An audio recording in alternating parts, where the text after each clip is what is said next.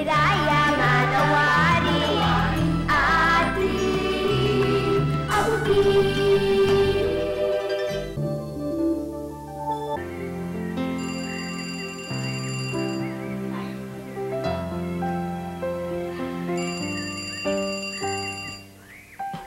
Hello, good afternoon po. Si Mami po. William po. Mami! Mami! Telepono po!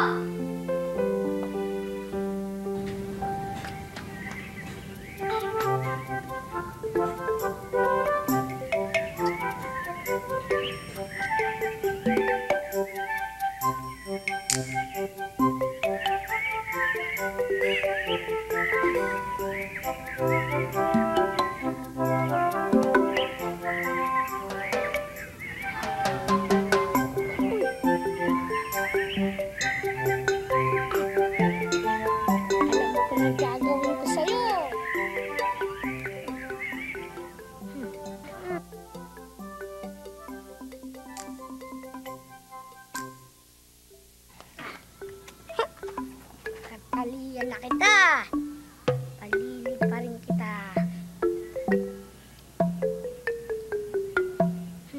Naku po!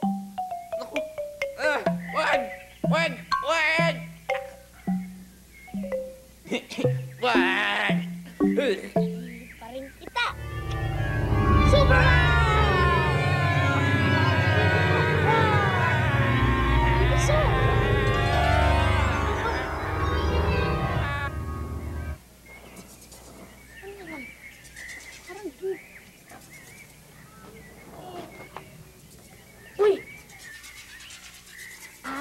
Diyan lang kayo, okay, aalis. May kukunin lang ako, ha?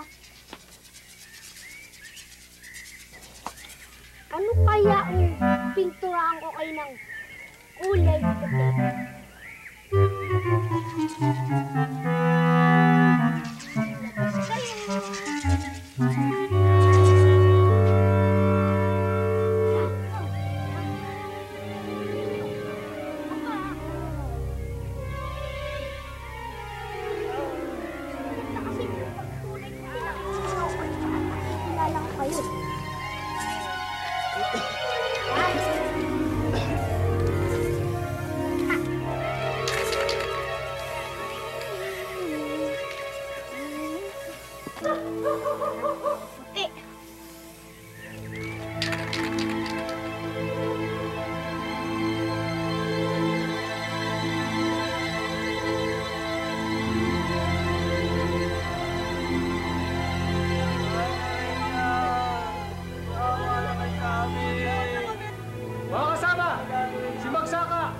Ang diwata ng hardin niya.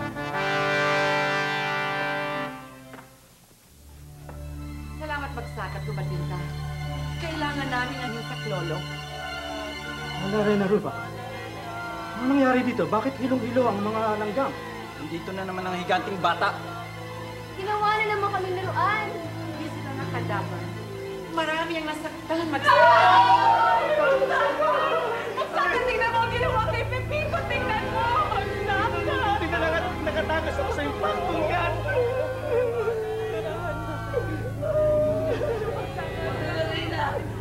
Mahal na Reyna, sinaktan ako. Pinalian ako at pinaikot-ikot na parang subibo. Mahal na Reyna. Hindi makapagtrabaho ang aking mga tauhan. Sila'y natatakot. Kung napapanganib ang buhay namin dito sa Hardinia, lilipat na lang kami sa ibang lugar. Magsaka ng ganun gagawin namin.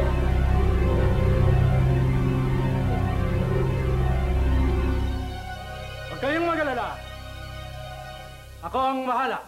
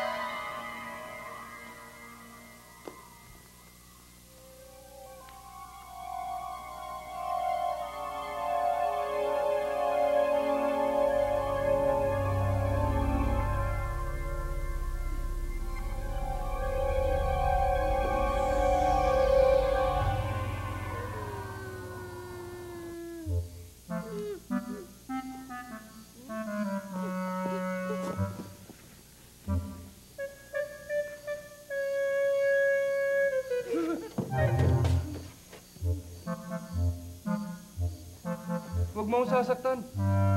Hindi kita sasaktan. Sino ka ba? At saka ano ka? Isaaw langgam. Langgam? Paano ka nakakapagsalita?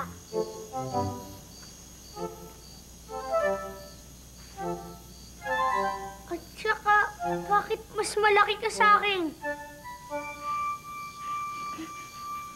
Nasaan ba ako? Ito ang kaharian ng Hardinia. Ako si Larry Langgam, isang ordinaryong manggagawa. Eh, ako naman si Apolonio. Pero alam mo ba kung paano ako makakauwi? Naku, Apolonio, hindi ko masasagot ang katanungan mo. Pero kung gusto mo, dadalhin kita sa reyna namin. Ano nangyari sa kanila?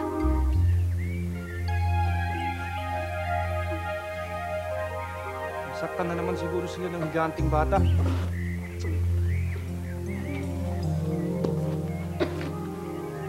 Siguro yung mga nahuli kong langgam. Eh, Larry, anong itsura ng higante? Pogi, 2 kamay, 10 daliri. Nagbubuga ng pinturang puti. Bumubuga ng pinturang puti. Okay ka lang? Bumubuga yun? Si Reyna Rupa ng mga langgam.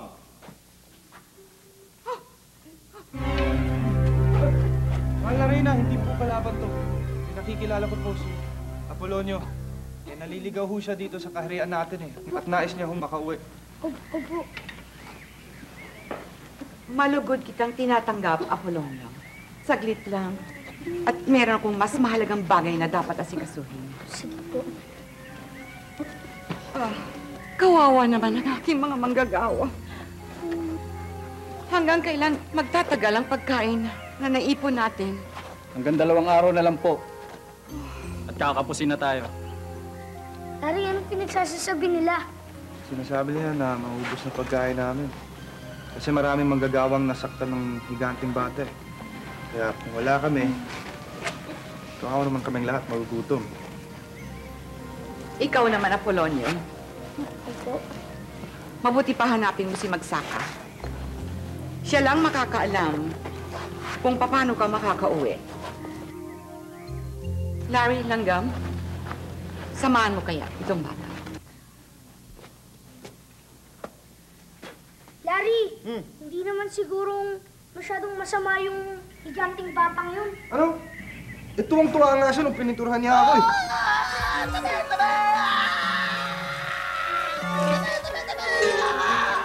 Ay! Pepito, mahal ko. Sinabi na huwag ka mo nalilipad. Ay! Bata! Bata! Si Apolonio! Ako naman si Pepito Paru-Paru. Pepito Paru-Paru. Pasensya na kayo sa aking asawa. Pasensya na kayo. Hindi siya makalipad ng maayos mula nung punitin ang kanyang pakpak ng higanteng bata. Higanteng bata. Yun yata yung parang hinuli ko. Nasaktan ko rin pala siya. Yun din siguro yung higante nagpintura sa amin ng mga langgam. Ay, Pepito, baka naman hindi mo saktan. Anong hindi nasaktan? Pag nakita ko yung impaktong bata na yun, sasabugan ko siya ng polen. Tama na, mahal ko. Ay, hindi siya makalipad ng maayos. Hindi tuloy niya nakakalat ng maigi ang pollen. Ano? Eh di konti na lang kaming mamumulaklak ngayon. Paano na kami? Ay, pasensya ka na, bulaklak. Ay. Hindi ko naman sinasadyang punitin ng pakpak niya eh. Sarap na! Ay, kaya nga ako eh, gustong-gusto ko ang tumira sa hardinyang ito. Sapagkat ang lahat ng aking pangangailangan at ang lahat ng aking ikabubuhay ay nasa paligid lamang ng hardinyang ito. Bravo! Bravo! Husay-husay ni Poppy, ho. Napakahusay mo, Dok. Pero hindi lang yun. Nandito rin ang pamilya natin. At dito rin lahat ng kailangan natin. Narito rin ang trabaho namin. Ang pagkakalat ng pollen! Ng pollen! Para mamulaklak ang aming hardin! Pero isa lang ang problema sa daigdig ng Hardinia. Ang pesteng higanteng bata! Ay! Makarinig tayo nun! Marinig na ako! Ang sakit ng ulo ko. Nahihilo pa ako. At ang aking pilay na hanggang ngayon masakit pa rin. At ang pakpak ko! At ang pakpak ko! Pobre naman ang aking asawa, hindi ba? Ay, pilay. Asawa ko! Sorry na! Sorry na!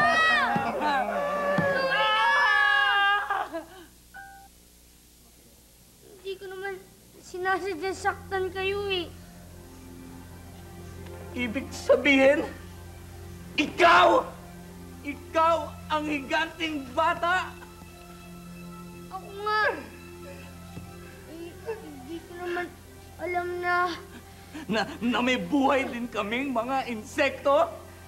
Oo. At may karapatan din kaming mabuhay ng mapayapa! Ay, ang presyon mo, Pepito! Anong gagawin mo? Kung bibigyan mo lang ako ng isa pang pagkakataon, eh, gusto ko sana kayong tulungan eh. Paano? Eh,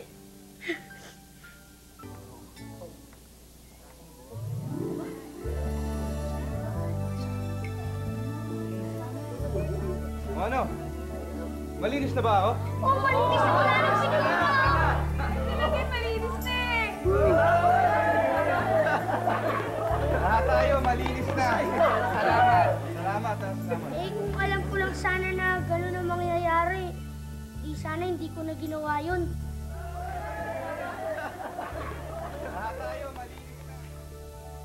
Si Magsaka. Lonyo! Apolonio? Apolonio?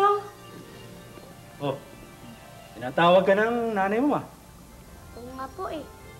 Alam mo, ang nanay mong nangangalaga ng lahat ng halaman dito sa Hardinia. At lahat kami dito nakikinabang. Dito kami nakatira. Dito kami kumukuha ng aming pagkain. Kaya sana naman, huwag mo na kaming sasaktan. Ako maaari, pabayaan mo na kaming mamuhay ng tahimik dito sa hardin ninyo. O bata ka, nasaan ka? Pwede ba yan? Tama yun. Apolonio! Sige, palagay ko kailangan mo nang umuwi at hinihintay ka ng nanay mo, ha?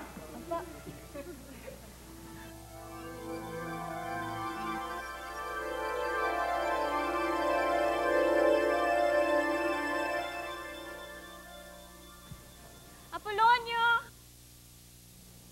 Sige, dyan muna kayo ah.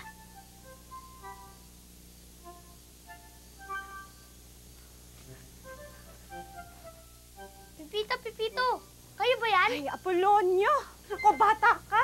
Gabing-gabi na, akala ko natutulog. Anong ginagawa mo dito? Ay, Nay, alam niyo po yung mga langgam, ang sisipag po nila. Nakatira sila sa isang malaking lungga. Tapos po, may reyna pa po sila. May Reyna. Opo. At saka po na yung sa lagubang po dyan, dapat po hindi po natin tinatali sila ng parang aso. At sino naman nagsabing may salagubang tinatali na parang aso? At saka po na meron po akong kaibigan pangalan Larry Langgam. Ay, naku, tingnan mo, pati langgam, bininyagan mo na ng pangalan. Halika na nga. Inay, totoo naman yun eh. Maligo ka na at parang makatulog ka na. sinasabi ko eh. O, sino naggalaw nito? Nay, totoo sinasabi ko, Larry Langgam po pangalan niya. May bago ka na nga kaibigan. Halika na. Nay, Langgam siya. O, pagkaligo mo, inumin mo yung gatas mo, ha? Opo, Nay. Sabi ko, Nay, ano to yun? O, sige, kwentuhan mo na lang ako doon. O, sige po. Pagkatulog mo.